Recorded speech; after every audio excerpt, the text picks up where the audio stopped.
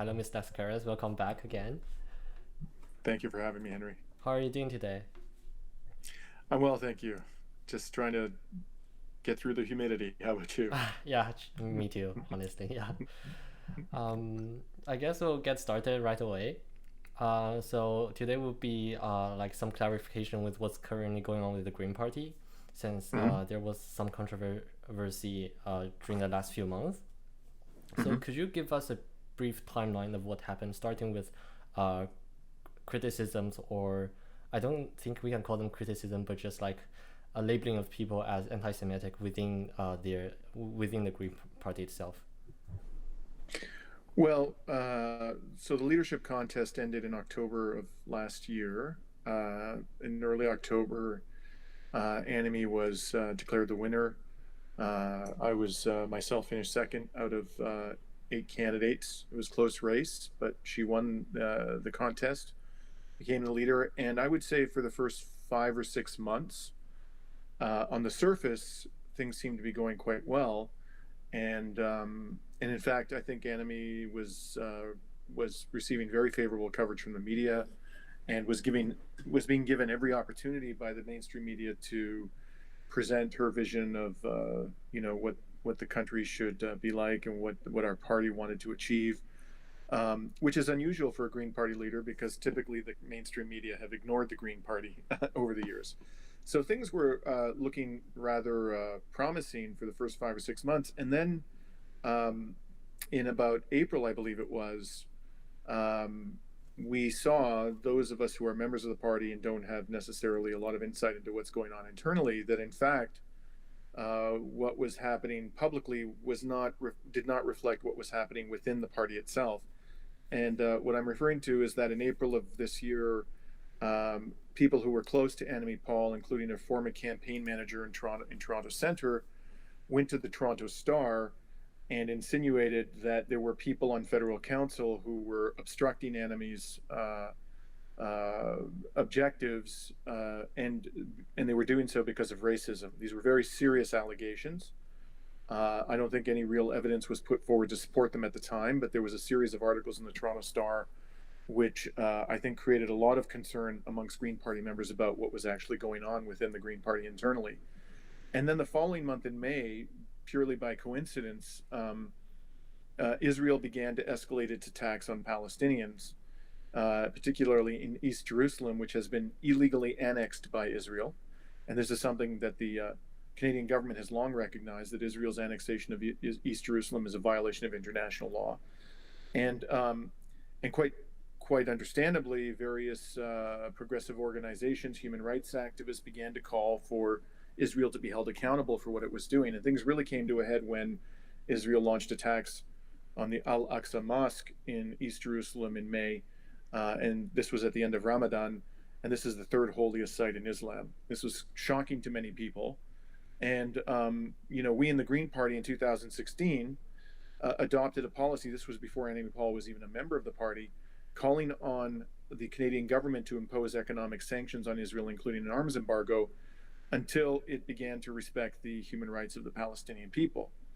And so many of us within the party began to call on Annie Paul in May, when all of this was going on, to advocate for the party's policy, to say that Israel should be subjected to economic sanctions. But Annie Paul didn't do that, and in fact put out a statement which more or less conveyed the impression that the Palestinians and the Israelis were equally to blame, and all they had to do was return to the negotiating table.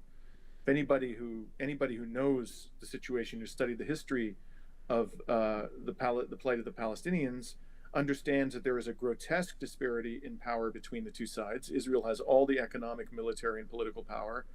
The Palestinians have very little, and the Israelis are using that power to steal occupied Palestinian land in violation of international law. And unless the international community imposes sanctions on Israel, dialogue will need to nothing but further suffering for the Palestinians, because they have no leverage, they have no power in that negotiation, and they're bound to end up with an unsatisfactory and unfair result if they resort to dialogue in this context. And so, two of our MPs, in their own way, Paul Manley and Jenica Atwin, expressed disagreement with Anime Paul's approach to this issue, and did so on Twitter. And Anime Paul's senior advisor, Noah Zatzman, shockingly then put a post on his Facebook page, which he pinned to the top of his page, saying that unspecified Green MPs had engaged in anti-Semitic conduct and vowing to defeat them and to replace them with Zionists. This was on May 14th. And for 4 weeks, Anime Paul said nothing about these smears directed by her senior advisor at RMPs. And in fact, beginning in late May and early June, he doubled down on his smears and went to the national press and specifically identified Paul Manley and Jenica Atwin as persons who had engaged in anti-Semitic conduct. And why, according to him, were they engaging in anti-Semitic conduct? Why did he accuse them of that? Because they had said that Israel was engaged in apartheid and ethnic cleansing. This is simply a statement of the reality. Israel is engaged in apartheid and ethnic cleansing, and it's outrageous that our MPs were smeared by the senior advisor of the leader as anti-Semites just because they told the truth about what Israel is doing to the Palestinians. Matters came to a head on June 10th when Jenica Atwin, who had not been defended by the leader and who had repeatedly asked for the leader to intervene and defend her from these attacks from her senior advisor, announced that she was leaving the Green Party and joining the Liberals. At that point, many people within the party became extremely upset and began to demand Anime's resignation or removal from the leadership office. There was going to be a no confidence vote held by federal council on July 20th, but Anime brought forward a confidential arbitration proceeding and managed to persuade an arbitrator that the no confidence vote would violate her employment agreement, which the party's members have never seen. The party's members don't even know how much she's being paid. We've never been officially informed of that. We've heard lots of rumors, but we don't know. And as a result, the no confidence vote was called off. And now, the litigation is continuing. We don't really know where it's all going to end. We're kind of in a limbo in terms of our leadership heading into the election. And we may get more clarity on this in about 10 days' time when the party is going to have its biannual general meeting at which the leader will speak. And there may be various motions from the members dealing with these issues. Okay, so let's go. So from this timeline, let's try to go through it point by point. So first I want to touch on Mr. Noah Zatzman, who also called you anti-Semitic, called Mr. Paul Manley anti-Semitic, called Jenica Atwin, as well as also the leader of the Green Party as anti-Semitic. So do you think there are any ground behind these allegations? And also, why do you think, if the fact that Ms. Anne-Marie Paul have this different position on Israel and Palestine than Mr. Paul Manley or Ms. Jenica Atwin have, then why is he labeling all of them and including you yourself as anti-Semitic? Well, he's doing what fanatical, let's be clear, Noah Zatzman is a fanatical supporter of Israel. If you look at his social media commentary, it's not just this one post, it's a whole series of posts on his Facebook page about Israel. He denies, apparently, that Israel is committing any human rights abuses. I mean, this is outrageous. You have to be living in an alternate reality to believe that Israel is not committing egregious human rights abuses. B'Tselem, an Israeli human rights organization, accused Israel of committing apartheid last year, second worst crime against humanity. Yesh Din, another Israeli human rights organization, accused Israel in 2019 of committing apartheid. In 2017, Professor Richard Falk, who happens to be Jewish, one of the world's leading international jurists, wrote an exhaustive report with Professor Virginia Tilly in which they concluded that the evidence Israel was committing apartheid was overwhelming. That was their word, overwhelming. Human Rights Watch earlier this year, a US-based mainstream human rights organization, accused Israel of apartheid. Amnesty International has repeatedly documented Israel's acts of ethnic cleansing and the fact that it tortures Palestinian children. For several years, Amnesty International, a mainstream UK-based human rights organization, has accused Israel of torturing Palestinian children. Anybody who thinks that Israel is not committing egregious human rights violations is living in a world that is completely divorced from the reality. And that's Noah Zatzman. Noah Zatzman's accusation, and he made it quite clear in his comments to the press, of anti-Semitism was based entirely on the fact that we had accused Israel of ethnic cleansing and apartheid. Our accusation is 100% supported by the evidence and by the law. And I think it's absolutely shameful that anybody, Noah Zatzman or anybody, but particularly somebody in the leader's office, would accuse people who are defending the oppressed Palestinian people of anti-Semitism just because they're calling out Israel for its human rights abuses. That's just outrageous. There's nothing of substance backing up the allegation. Noah Zatzman should have been removed from the leader's office immediately. And, I to this day, I'm absolutely flummoxed as to why it took the intervention of the federal council to remove him from that position, and it wasn't done by the leader herself. Okay, so before we go deeper into that question, I want to go back to the bigger picture here. So like when we criticize Israel, or when anyone criticizes Israel, it's often being called as anti-Semitic, either by the mainstream media or by people who support Israel for one reason or another. So what do you think this rhetoric of labeling people as anti-Semitic who are just criticizing Israel, like what is the motivation behind it, and why do you think some people are doing it? It's to discredit us. I mean, it's absolutely crystal clear. Accusing somebody of anti-Semitism, it's an absolutely devastating accusation. Where the accusation is warranted, it should be made. We should have zero tolerance for anti-Semitism and all forms of racism in our society. But it's leveled against supporters of the Palestinian cause who are, in fact, opponents of racism, to silence them and to discredit them. Because, frankly, if we get into a debate, a real honest debate about what Israel is doing, which is based upon facts and based upon the law, the defenders of Israel will invariably lose that debate. They can't win that debate because the evidence in the law is stacked against them. And so what do? They try to shoot the messenger. They try to discredit the people who are making the arguments and presenting the evidence. And that's what this has been about. And I think the vast majority of people today understand. They've come to understand because they've seen this pattern of behavior so often from supporters of Israel. They reflexively resort to an accusation of anti-Semitism against anybody who accuses this racist, brutal apartheid regime of human rights abuses because they want to silence us. Okay. So jumping back to the Green Party, so Ms. Jenica Atwin switched party from Green Party to the Liberal Party. So on your website, I will be quoting you here. You wrote that Greens across the country are deeply disappointed that the relationship between the leader and the Green MPs has deteriorated to the extent that Jenica Atwin has crossed the floor to the Liberal Party of Canada.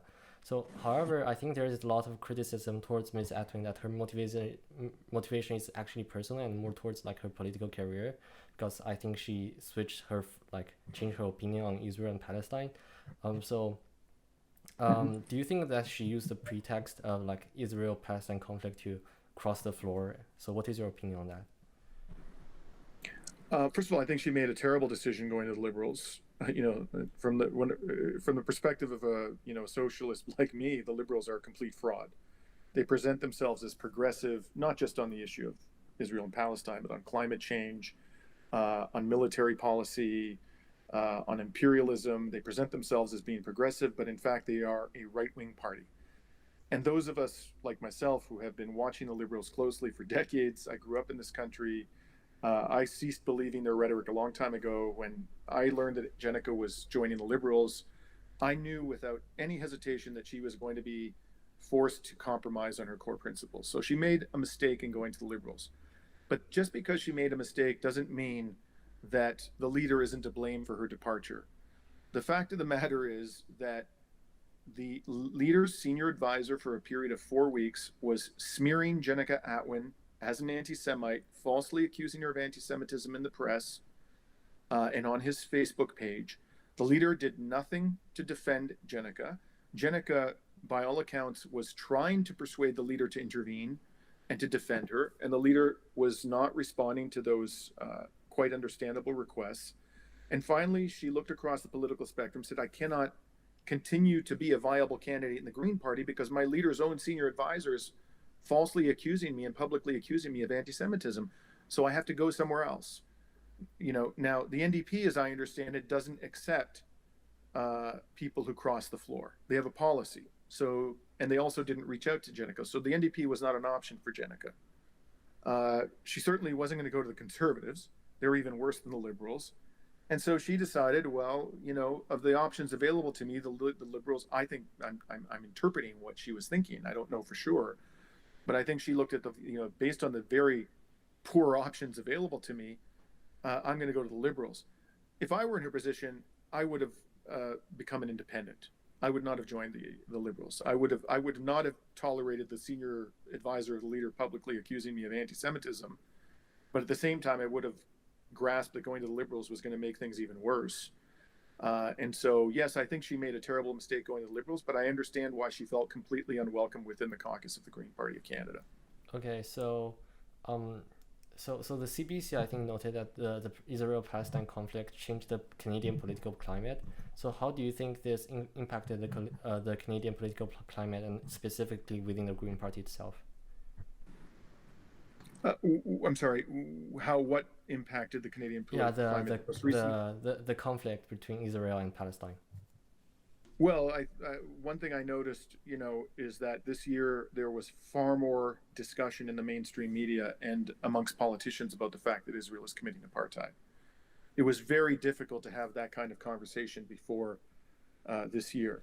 But I think the Human Rights Watch report and the B'Tselem reports that I refer to changed the nature of the public discourse immensely.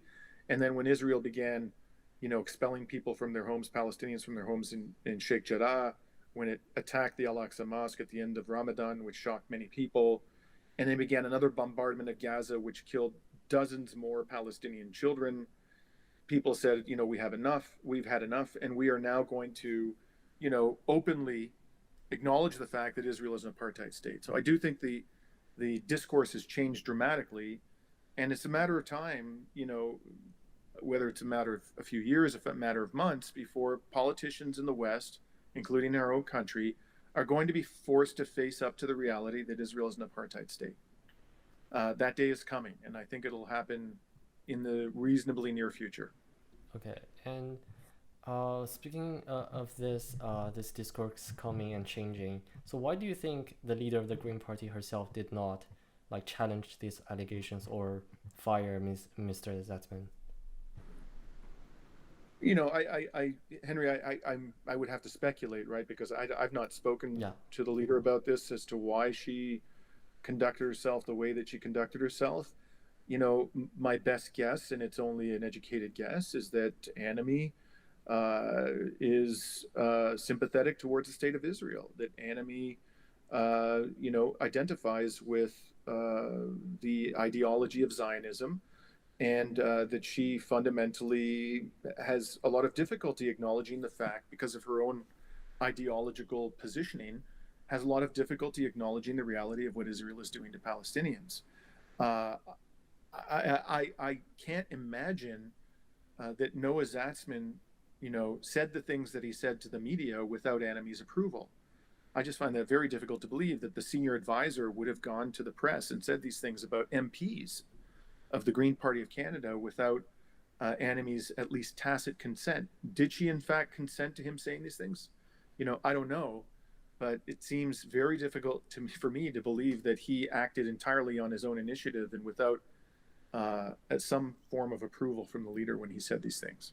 Mm-hmm. And speaking of Mr. Noah Zatzman, so he accused you, Mr. Paul Manley, Ms. Jenica Atwin, as well as the leader of anti-Semitism. But I heard that he is also the friend with the former leader of the Green Party, who I think Elizabeth May. And I think Ms. May also said that what's happening in Israel is worse than the apartheid in South Africa. So why do you think Mr. Zatzman's attack did not extend to Ms. May, but only confined to you four people? Well, he did say to the press that he was excluding Elizabeth May from that accusation. That's true.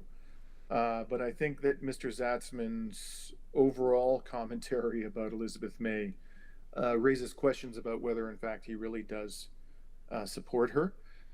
In any event, whatever he may or may not have said to the media at that time, I don't think he was aware, when he excluded Elizabeth from his accusation, that Elizabeth herself had accused Israel of committing apartheid back in 2018. and you can still see this to this very day. She returned from the West Bank. She did a press conference in Ottawa with Alexandre Bouleris of the NDP and with a Bloc MP. And not only did she say Israel is committing an apartheid in that press conference, she said that what Israel is doing to the Palestinians in occupied territory is much worse than what the Afrikaner apartheid regime in South Africa did to South African blacks. So she went even further than Jenica Atwin and Paul Manley have ever gone. But as I say, this was back in 2018. It was at a press conference that got almost no coverage from the Canadian media. And at that time, Noah Zatzman was a Liberal. He was part of Kathleen Wynne's Liberal Party. So I don't think he was aware at all about the discussion at the leadership level about Israel and Palestine prior to 2019. I would be interested to know how he feels about Elizabeth May now. Now that he knows, he almost surely does know, that Elizabeth went even further than Jenica and Paul did back in 2018. I suspect that now he would express a different view about Elizabeth. But again, I don't know. No one has asked him this question as far as I know. Then come to something you do know, or maybe know to a limited extent. So, because there's currently this secrecy behind the leader of the Green Party and the rest of the party members. So from a party member's perspective, can you speculate what's behind this secrecy, and what do you think of this secrecy in general? Well, secrecy to me, the number one secret that we as members of the party should be concerned about is Annemie's terms of employment. There is speculation that she's being paid a salary that's far in excess of anything that any prior leader of the Green Party of Canada has been paid. There's speculation that her employment contract gives her complete control over communications by the party, which to my understanding was never a right that was accorded to prior leaders. And there apparently are other provisions which are unprecedented in her employment contract. Whatever her employment contract may or may not say, I think that the members of the party, of any political party, not just the Green Party, should know what the terms of the employment of the leader are. We are entitled to have that information. Even shareholders of a for-profit public company are entitled to know the terms of employment of the senior executives of the company. We're a political party, invested in the whole project of democracy. So the argument that we should have that information is even stronger than it is in the case of a for-profit company. So to me, the number one issue of secrecy is around the leader's employment contract. Again, I think you'd have to ask Annemie why she quite clearly doesn't want the terms of her employment to be known. I think you'd have to ask her why that's the case. But whatever her reasons may be, I think it's absolutely unacceptable that the members of the party don't know what the terms of her employment are. Okay, so can you talk about a bit like the speculation around her salary, her unprecedented power? Like, where does those allegations or speculations come from? Well, I'm not entirely sure, where they're coming from in the press, because they've always been reported by the press as having been conveyed by anonymous sources. So the press, I've seen reports in the CBC and the Toronto Star about this. Who their sources are, I don't know. I've also heard this myself from people within the Green Party of Canada, but I'm not at liberty to share who their identities. I don't know if they've actually seen the contract, but there is, a number of sources have reported that this is in fact the case, that Annemie is being paid somewhere between $180,000 and $250,000 a year. And my understanding is that Elizabeth May, before she became an MP, was paid $70,000 a year, and that when she became an MP in 2011, the party ceased to pay her a salary, and her compensation was derived exclusively from her, her salary as a parliamentarian paid by the government of Canada. And I also understand that, before Elizabeth May, when Mike Harris was the leader, that he served for free as a leader for 2 years. And then after 2 years, he was paid a salary of $50,000. So if in fact these reports about Annemie's employment compensation are correct, it would be vastly in excess of anything that any prior leader of the Green Party of Canada has been paid. Now, maybe there's, some justification for this, but if that's the case, we should have an open and honest discussion about it. the members should be told what the salary is, and it should be explained to them why it's that high, and they should decide for themselves whether the explanation is persuasive. But not telling them at all what the salary is, that to me is unacceptable. Mm-hmm. So, given the current situation within the party, within the leadership, so how has your opinion of Ms. Poe changed through her appointment to the current situation? Well, I'll just say, Henry, that this last few months have, certainly diminished my confidence in her leadership. Okay. Absolutely. Yeah. And people make mistakes, and if Enemy had come out and said, I mishandled this situation with Noah Zatzman. I should have acted decisively and quickly to defend our MPs. I didn't do that, and that precipitated Jenna Gatwin's departure, and I apologize for that. Personally, I would have let it go as a member, and I think a lot of other members too would have readily forgiven Enemy for that. What's most troubling to me is that to this very day, Enemy does not accept any responsibility whatsoever for Jenica's departure. She does not accept any responsibility whatsoever for the behavior of Noah Zatzman. In fact, she said several times, Noah Zatzman doesn't speak for me. Only I speak for me. Well, she put him in the position of senior advisor. And I think that leaders are accountable for the misconduct of people whom they appoint to positions of authority. This isn't just true of Enemy. I think it's true of any leader. You put somebody in a position of authority. For example, when Stephen Harper put Nigel Wright in a position of authority, he was criticized quite rightly for, Nigel Wright's behavior. And we could go on and on. There are plenty of examples of more recently, Justin Trudeau appointing Julia Payette to be the Governor General of Canada. And then there were very damaging revelations about how she treated her staff as Governor General of Canada. Justin Trudeau was rightly condemned and criticized for putting her in that position. So I think Enemy should accept responsibility for what her senior advisor, whom she appointed to that position, has done, but she won't. And that to me is the most troubling aspect of this, is that she so simply is passing the buck. Okay. And since we expect a federal election this fall, I'll actually give you the floor here to talk about what's Greens, at least your position on how the Greens should approach this federal election, and you can also criticize the politics of the other parties as well. Well, I think, I would say exactly what I said last year during the leadership contest. We should be champions of ecosocialism. And so, what does that mean? That means that we should be forcefully dealing with the problem of inequality. 10 Canadians have about $65 billion of wealth. It's probably more than that now. Whereas tens of thousands of Canadians are living in the street. It's outrageous that we allow people to have so much wealth. It's outrageous that we allow people to be homeless.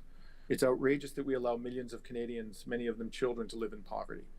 So, we should be aggressively advocating for a substantial wealth tax, for a cap on wealth communication, a hard limit on increasing the top marginal tax rate, eliminating favorable treatment for capital gains, a guaranteed basic income, a very healthy one to ensure that nobody falls into poverty. So that's number one. Number two, we should be anti-militarists. We should be arguing for drastic reductions in military spending and the reallocation of those funds to dealing with the climate crisis. We should not be buying these crazily expensive and deadly new fighter jets or these 15 surface combat vessels that are going to cost an obscene amount of money. Thirdly, we should be champions of human rights, and that means that we should stop supporting human rights abusers, not just Israel. We should stop arming the Saudi autocracy. We should stop engaging with Americans in, conflict zones like Syria, Afghanistan, Ukraine. We should withdraw our forces and engage in true dialogue with other countries. And particularly here, I'm thinking about China. We've adopted a very belligerent attitude towards China. China without China's cooperation, we cannot resolve the climate emergency. And I think we should be doing everything possible to improve our relations with China and to deal cooperatively with not only the pressing question of the climate crisis, but also the proliferation of nuclear weapons and with the questions of global inequality. the question of vaccine apartheid. We should be trying very hard to resolve that by dealing with, powerful, well-resourced countries like China. But Canada has basically adopted the American position of being very belligerent towards China and towards Russia. So I think that we should be, as a party, advocating for an anti-imperialist, a truly peaceful, cooperative, multipolar approach to foreign policy. And if we do that, I think that that is the way we will grow our party dramatically. If we continue to try to be just, liberals with an environmental conscience, which is more or less what our party has tried to be over the last 10 years, we are never going to acquire enough support to actually have a meaningful impact on the political landscape in this country. Mm-hmm. So I, to sort of underline it, in the coming election, I think we should be radical. We should be radical, we should be unabashedly left-wing, and we should espouse ecosocialism.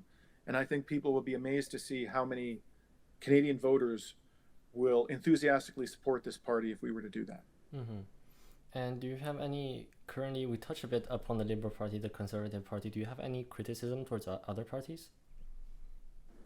Well, yes, of course, the Conservatives and the Liberals, they make this big noise about being, at odds with each other and of having different programs. But if you actually look at the Liberals and the Conservatives in a realistic manner, they agree on 90% of the issues. When it comes to taxation levels, when it comes to foreign policy, when it comes to climate policy, they are essentially in agreement. They are both parties of the right. The Conservatives are a little bit more right-wing than the Liberals, but they're both right-wing parties. They're both parties that favor the wealthy over the poor. They are both deeply ensconced in a neoliberal ideology. And ultimately, if we continue to elect the Liberals and the Conservatives to power, we are going to see a continued deterioration in our democratic institutions, and ultimately we will see a destruction of the planet on which we depend for our very survival. They are pursuing policies that will lead ultimately to the extinction of humanity. And so when people can, it's one of the most galling things to me as a political candidate and as a commentator on political affairs in this country, is that the Liberals and Conservatives are constantly being presented to the Canadian public as moderates, as pragmatists, whereas those of us who are advocating for the types of transformational changes needed to save our planet, we are being presented to the Canadian voters as extremists. In fact, the opposite is true. Those who are defending a suicidal status quo, namely the Liberals and the Conservatives, are the extremists. Those of us who are advocating for the policies necessary to save our planet and to have a healthy, robust democracy, we're the moderates, we're the pragmatists. And so we have to, begin to reject this conceptualization of the left and the right, which we have been deceived into buying into over the years by the corporate media in this country. Mm. And speaking of criticism more towards Liberal Party and the Conservative Party, do you have specific examples of policies that they have enacted that you disagree with? Well, sure. I mean, one that stands out for me, this is one of the most appalling examples is, recent polls have repeatedly showed that the vast majority of Canadians support a wealth tax. And we're talking about a very modest wealth tax, 1% of assets, of familial assets in excess of $20 million. That's a very, very weak wealth tax. There's overwhelming support for that wealth tax in this country, and something in the range of 84% of people who identify as Liberal Party supporters support that wealth tax, and in excess of 60% of people who identify as Conservative Party supporters support that wealth tax. And yet the Liberal leadership and the Conservative leadership want nothing to do with a wealth tax. To me, this is the ultimate demonstration that the leadership of the Liberal and Conservative parties, they do not exist to serve the interests of Canadians. They exist in order to cater to the needs and demands of the wealthy. That's exactly what they're there to do. And they are lying to us when they present themselves as the defenders of the interests of ordinary Canadians. They're just flat out lying. And, we shouldn't be hesitant or timid about saying that in Canadian politics. It needs to be said. It cannot be said often enough. They are lying to us. Okay, then one final question to you, since this is one party that we did not talk about during this entire interview, which is NDP. So in the end, why are you a Green Party NP and not part of the NDP? I actually have been, for brief periods of time. I was a member of the NDP. I was a member of the NDP, for example, when Nikki Ashton was running to be the leader of the NDP, and I was supporting her bid in every way that I could. I've got a lot of respect for Nikki Ashton. But ultimately, I am a Green and have been a Green for the vast majority of my political life, because the NDP at the leadership level is not pursuing policies that are responsible from a climate perspective. They're simply not. Like, for example, our party supports the banning of fracking. This is a no-brainer. Not only is fracking destructive, is exacerbating enormously the climate crisis, but it's poisoning our water, it's poisoning our soil, it causes earthquakes, in every imaginable way. Fracking is destructive. And the NDP refuses to support the banning of fracking. The Green Party does. The Green Party is taking a much more assertive position when it comes to the carbon tax. The Green Party in BC opposed the Site C dam. It opposes the logging of old growth forests, whereas the NDP under John Horgan in BC is allowing the logging of old growth forests, supports the Site C dam, supports fracking, supports LNG. So unless and until the NDP leadership adopts responsible environmental policies, I cannot support that party in good conscience. And I see absolutely no indication that either provincially or federally that's what the NDP is going to do. Perfect. Well, that's it for all my questions. Thank you so much again for coming, and we'll close it off here. Thanks very much.